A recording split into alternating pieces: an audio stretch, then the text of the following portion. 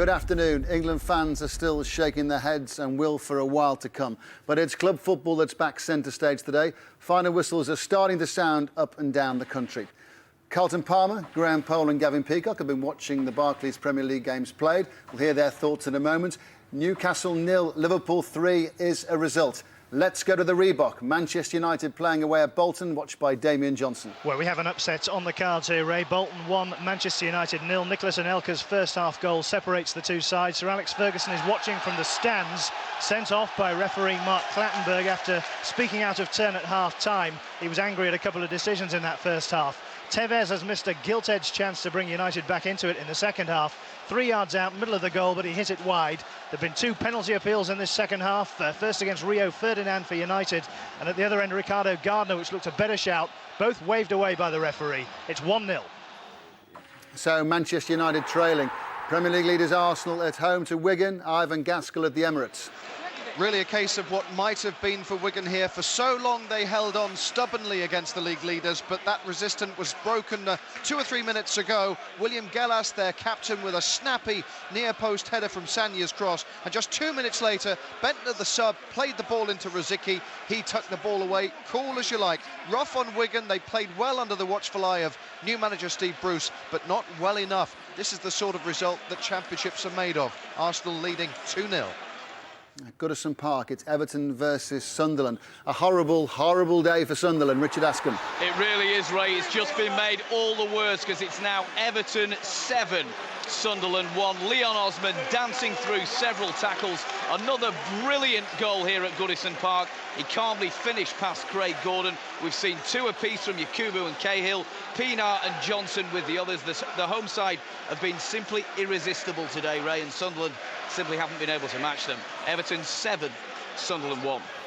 With Steve Bruce having left for Wigan from Birmingham, Birmingham have Eric Black in charge for a home game with Portsmouth, who arrived at St Andrews in 6th in the table. Mark Webber has the latest. Birmingham 0, Portsmouth 2. The tide of misfortune is sweeping through St Andrews. Munjani's first half goal came from a keeper faux pas. Since then, Portsmouth have been good for their second. A rocket right footed by Nico Kranjčar. All misery for managerless Birmingham. Denied a penalty shout and denied a goal for offside. 2-0 Portsmouth. Next stop at the City in Manchester Stadium to hear about Manchester City's game with Reading. City kicked off with a 100% record. 7 wins, 7 games. Reading arrived with a waveform of 1 point from 18. David Garrido. Looks like it's going to finish on as even. 1-1 here. Petrov putting City in front after a goalmouth scramble. Harper with a final effort finish for the equaliser, but surely Reading should have got a man down when Stephen Hunt scythed down Gelson Fernandes at the start of the second half. Ref Steve Tanner producing only a yellow card. City totally bossing the entire game. Petrov and subs Savaras and Giovanni all with chances, but they can't seem to find the winner. Man City 1, Reading 1. Just 2 league wins from 13 games so far this season for 4th bottom Middlesbrough. Going into a home game with Aston Villa. Steve Sutton's on Teesside. And they trail by 3 goals to 0. Ray, this afternoon, goals either side of the break broke Middlesbrough's resistance. First John Carew just before half-time, then Melberg just after it. Agbonlahor got the third just before the hour, and Agbonlahor has just hit the post. It came that close to being number 4. At the moment, it's Middlesbrough 0, Villa 3. Graham Poll, did Sir Alex deserve to be sent to the stand? Well, we couldn't see what he said, but we certainly saw him going up and having a rant at Mark Clattenburg at half-time. Not particularly justified from my point of view of watching the first half. He obviously went too far, and Clattenburg put him in the stand. So, Arsenal get the 2 late goals. Wigan have been hanging on, but class told eventually? It did, and Arsenal are fantastic. They do not panic. They refuse to toss the ball long, and the breakthrough goal from Gallas was a classic example of great Arsenal football played on the ground. Cross comes in, and he finishes with a header at the end. Fantastic Everton or poor Sunderland? Where does the balance lie? I have to say that I think Everton played well, but Sunderland haven't helped themselves today. McShane, unfortunately, it's one of those afternoons. He's just had an absolute holocaust. You know, 4 long balls that have come down the middle. He's slipped on one. He's then just escaped, really, a red card because he's made 2 really bad challenges. But Everton have played really well today. Let's give them credit. Do you know, before today, Everton has scored 9 goals at home all season. Today, they've banged in 7. I know. In one game. It shows they're not prolific scorers, but it just shows how poor Sunderland have been at the back. Scottish Cup results, full-time whistle starting to come in. Rangers 3-1 winners in the SPL at lunchtime. Let's go straight to Celtic Park. Brian McLaughlin is watching Celtic play Aberdeen. Where we're in the final minute, Ray, and it's Celtic 3, Aberdeen 0. Jan Vinegar of Hesselink, Aidan McGeady and Scott McDonald, the scorers in the match that the champions have dominated from the first whistle. Only Jamie Langfield and the Dons go have denied Celtic a more emphatic win. We're in the final minutes, I say, and it's Celtic 3, Aberdeen 0. Celtic have a 3-point lead at the top of the table. Ian Turner's following Hibs against Dundee for us, Dundee United. Hibs kicked off third, Dundee United fourth, both on 25 points. Ian. Give me more of this. What a superb game. Hibs should have been in front, found themselves 2 goals down with almost identical headed goals from David Robertson after crosses from the right. That gave Hibs 16 minutes to salvage a point, and within 6 they were deservedly level. Benjeloun beating Zamol Tulski from 12 yards and Antoine Courier from the... We're into the dying 2. Mid-lunchtime games in the Championship. Well, Cardiff are winners against Ipswich and Hull were winners away at Scunthorpe in Humberside Derby. Hull up to 7th in the table as it stands. Also in the Championship, league leaders Watford travel to 10th place Barnsley with an 8-point cushion on an automatic promotion place. Natalie Jackson. Barnsley 3, Watford 2, and the Cosmopolitan types are really great value for their lead this afternoon. They bossed the Championship leaders in this second half, and OK, their third was an own goal by the Watford keeper, but they've had bags of chances. The best felt it is Fan Ferenczi, who was in the 6-yard box and just hit it over the crossbar. He was so close, 6 yards out, and hit it over. Minutes to go here now. In fact, just a minute. Can they hang on? It's Barnsley 3, Watford 2. In the Blue Square Premier League, Northwich have won their first game of the season. Congratulations to them. Final whistle at St Andrews. Birmingham against Portsmouth. Mark Webber. Birmingham 0, Portsmouth 2. When you've got no manager, you don't know who will own the club after Christmas. It was doubtful Lady Luck would pay a trip to St Andrews today. The home side were brave, but a foolish error by Richard Kingston allowed fellow countryman Munjani to get a tight-edged tap in. He redeemed himself with a series of super saves to stop the inevitable tide of destruction from the Seasider later on in the second half. The home side will feel aggrieved that they were denied a penalty and a goal for offside. But this was Portsmouth's game, and Blues fans will wonder if the gypsy curse that once adorned St Andrews is back with a vengeance. Birmingham 0, Portsmouth 2.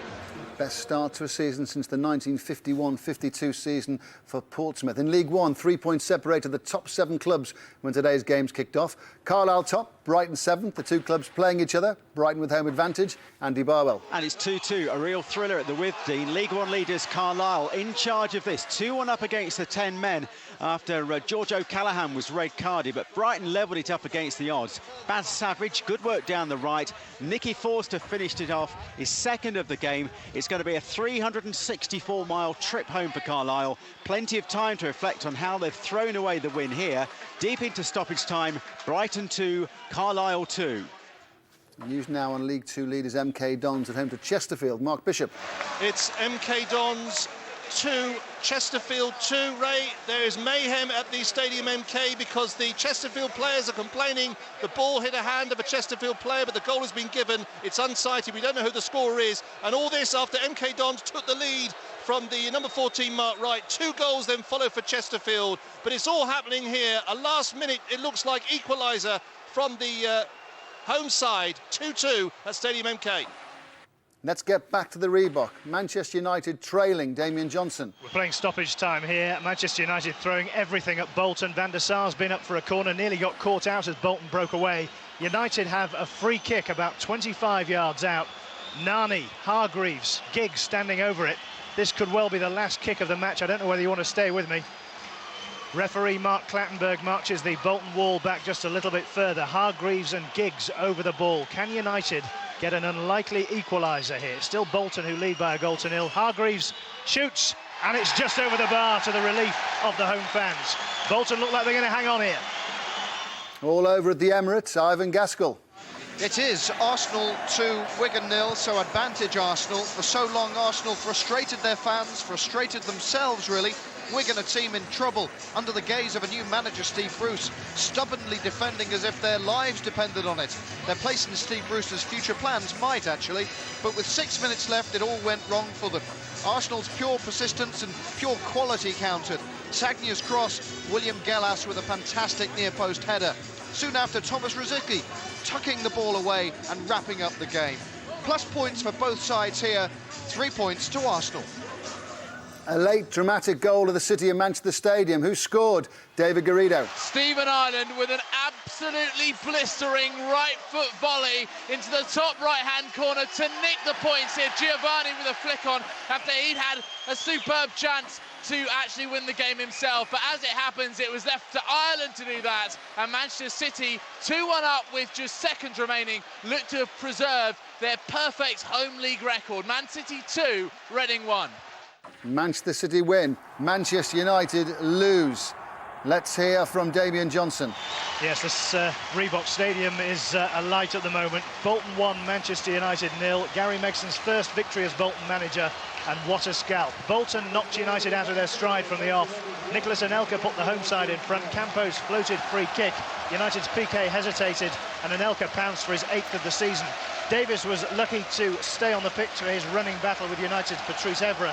Sir Alex Ferguson told referee Mark Clattenburg so too forcefully and was sent to the stands. Tevez missed a gilt-edged chance for United from 3 yards out, and Jääskeläinen turned a free kick over the bar. But United didn't threaten Bolton's goal enough. The Premier League strugglers have a famous victory.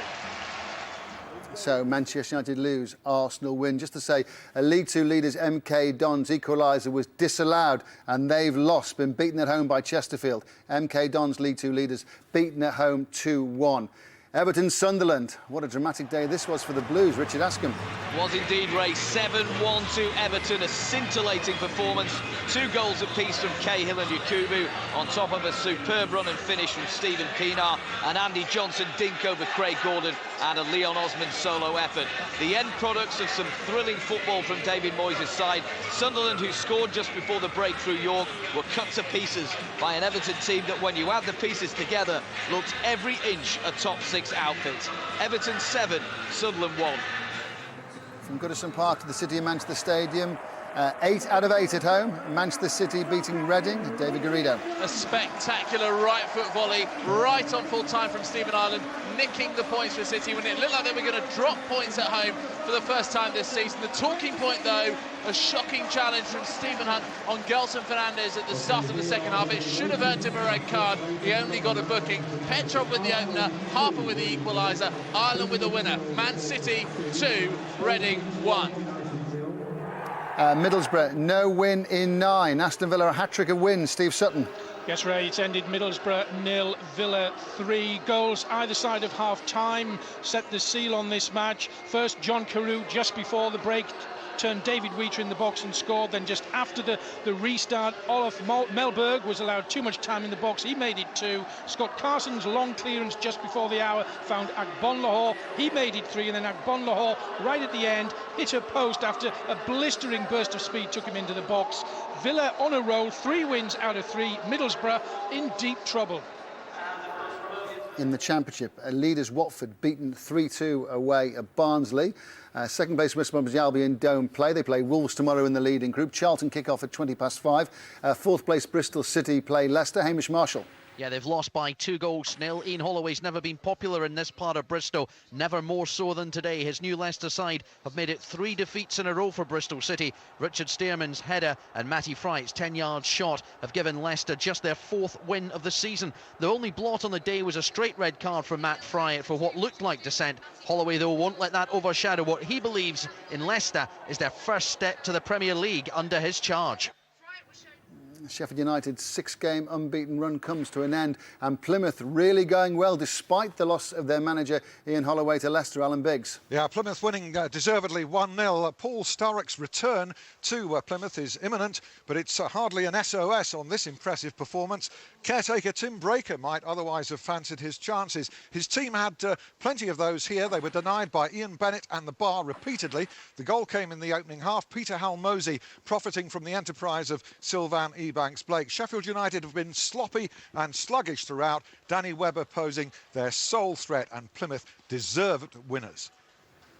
Quite an afternoon. All results are just about in. Tim Gudgeon will confirm today's final scores.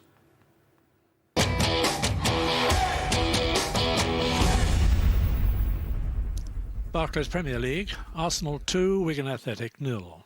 Birmingham City 0, Portsmouth 2. Bolton Wanderers 1, Manchester United 0. Derby County and Chelsea kick off shortly. Everton 7, Sunderland 1. Manchester City 2, Reading 1. Middlesbrough 0, Aston Villa 3. Newcastle United 0, Liverpool 3. In the Coca-Cola Championship, Barnsley 3, Watford 2. Bristol City 0, Leicester City 2. Burnley 0, Stoke City 0. Cardiff City 1, Ipswich Town 0. Colchester United 1, Crystal Palace 2. Norwich City 2, Coventry City 0. Preston North End and Charlton Athletic kick off shortly. Queen's Park Rangers 0, Sheffield Wednesday 0. Scunthorpe United 1, Hull City 2. Sheffield United 0, Plymouth Argyle 1. Southampton 1, Blackpool 0. The Coca-Cola League 1, Bournemouth 0, Oldham Athletic 3. Brighton and Hove Albion 2, Carlisle United 2. Gillingham 2, Hartlepool United 1. Huddersfield Town 0, Leyton Orient 1. Luton Town 1, Southend United 0. Millwall 2, Yeovil Town 1. Northampton Town 0, Walsall 2. Nottingham Forest 2, Crewe Alexandra 0. Port Vale 1, Doncaster Rovers 3. Swindon Town 1, Bristol Rovers 0 is the latest score, and Tranmere Rovers 0, Swansea City 1 is their latest score. League 2, Barnet 0, Grimsby Town 3.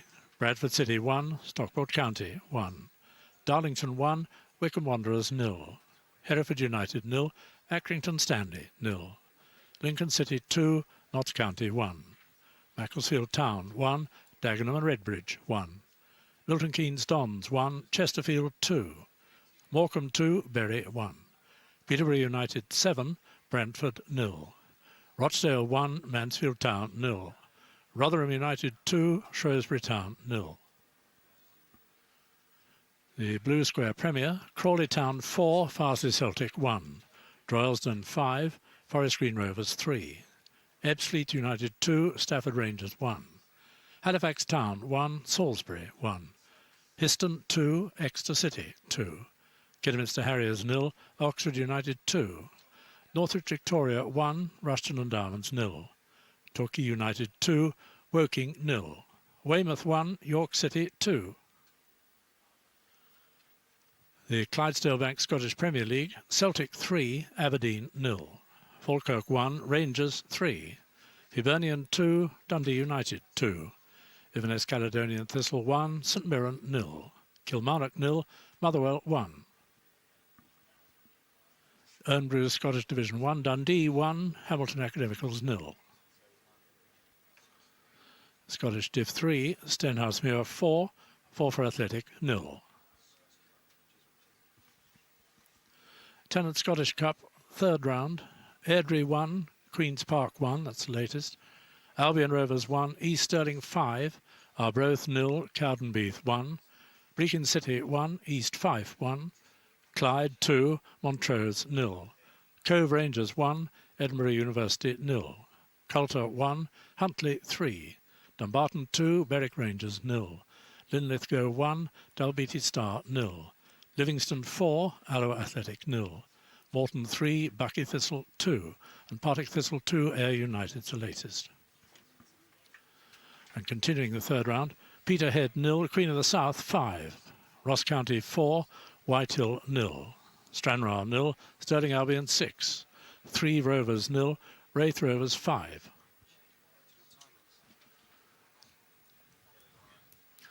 And in the Welsh Premier, Airbus UK 0, Llanelli 1. Carnarvon 1, New Keffin Druids 1. Connors Quay 1, Portmarnock 2. Haverfordwest 0, the New Saints 4. Llangefni Town 0, Carsws 1. Newtown 1, Welshpool Town 2. And Rhyl 1, Bangor City 2. Some late kickoffs in Coca-Cola League 1. Swindon 1, Bristol Rovers 0. And Tranmere Rovers 0, Swansea City 1. Tranmere now haven't scored in the last 4 games. In the Tennis Scottish Cup, 1-1 between Airdrie and Queen's Park, and Partick Thistle 2, United 1. That's still a latest score. Carlton Palmer, Graham Pole and Gavin Peacock here in the Final Score studio to discuss the significance of those results. But first, there's the updated league tables. And in the Barclays Premier League, Arsenal left it late but eventually overcame a stubborn Wigan Athletic side with 2 goals in the last 7 minutes. The Gunners are now 3 points clear at the summit as Manchester United suffered a shock 1-0 defeat at Bolton. Manchester City preserved their 100% home record with a late winner against Reading to remain third. 8th placed Everton improved their goal difference, thumping Sunderland 7-1. Derby played Chelsea in tonight's evening kick-off. Derby start bottom of the table. Wigan stay 19th after that defeat at the Emirates. Sunderland slip into the bottom 3 with that heavy defeat at Everton. North East rivals Middlesbrough now 11 Premier League games without a win after losing at home to Aston Villa. Bolton are the big movers, up 3 places to the safety of 15th with their shock win at home to Manchester United. In the Coca-Cola Championship, Watford missed the chance to go 9 points clear at the top, going down to a 3-2 defeat of Barnsley. West Bromwich Albion face Wolves tomorrow, while Charlton kick off against Preston in a few minutes' time. Plymouth lost their manager Ian Holloway on Wednesday, but caretaker Tim Breaker guided the Pilgrims to an excellent away win against Sheffield United, and Ipswich's poor away form continued with defeat at Cardiff. Norwich got their first win under Glenn Roeder, beating Coventry 2-0, but remain bottom.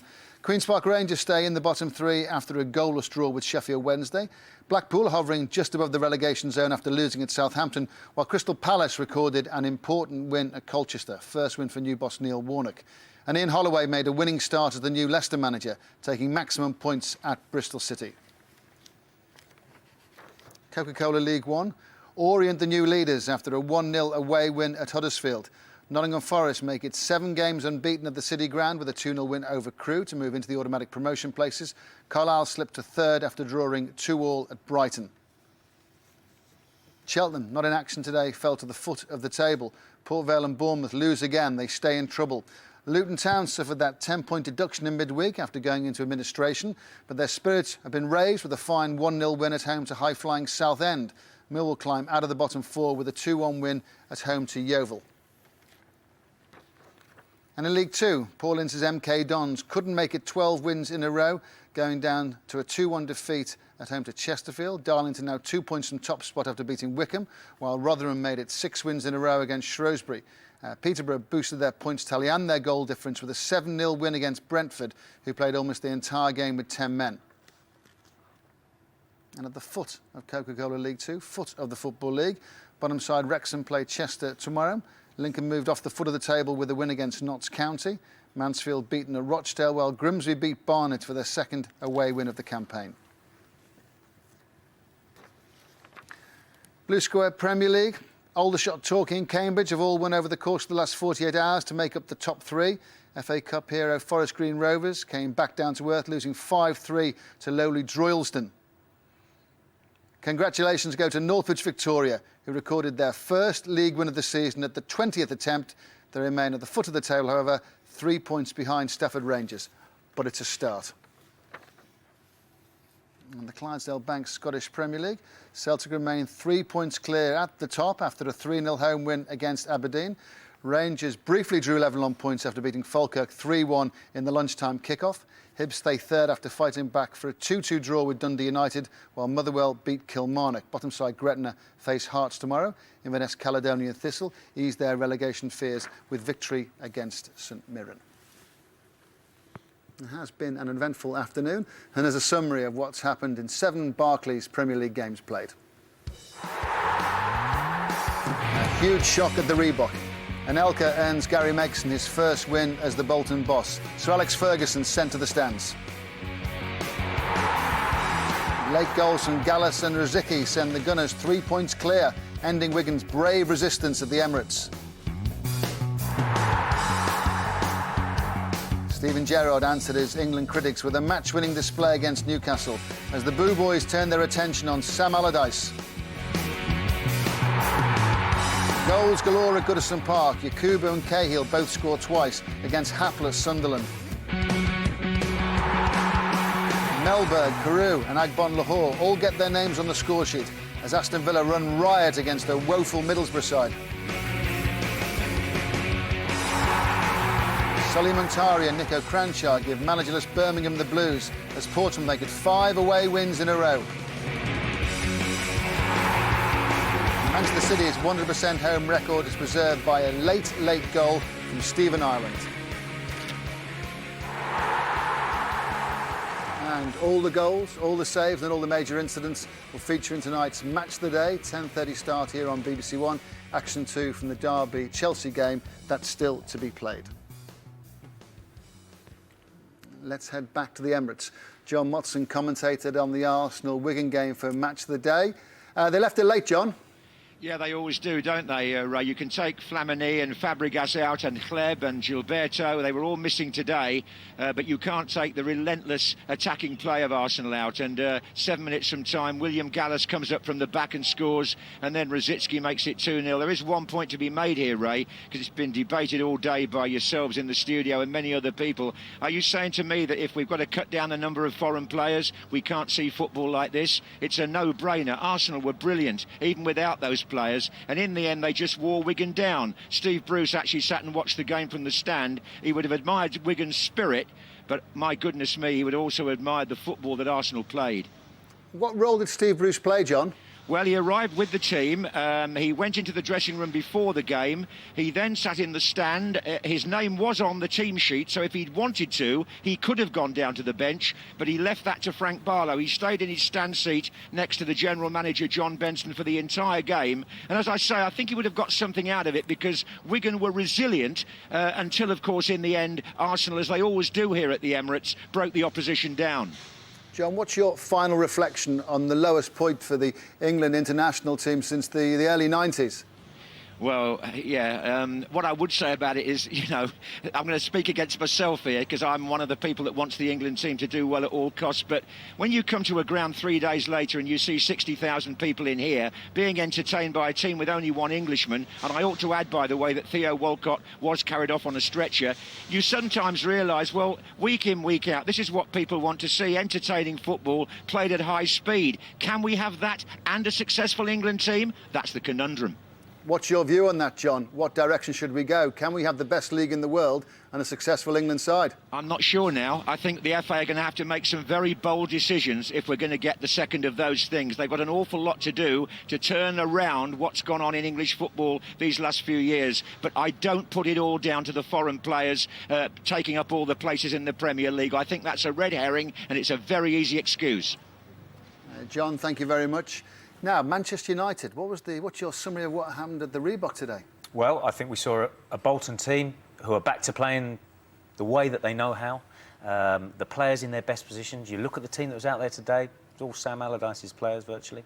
And they came out and did a job on United. And United today, without the likes of Ronaldo, didn't have an answer to them. They didn't have that one player that could unlock the door and get them back in the game. From what you saw, can you shed any light on why Sir Alex Ferguson was sent to the stands?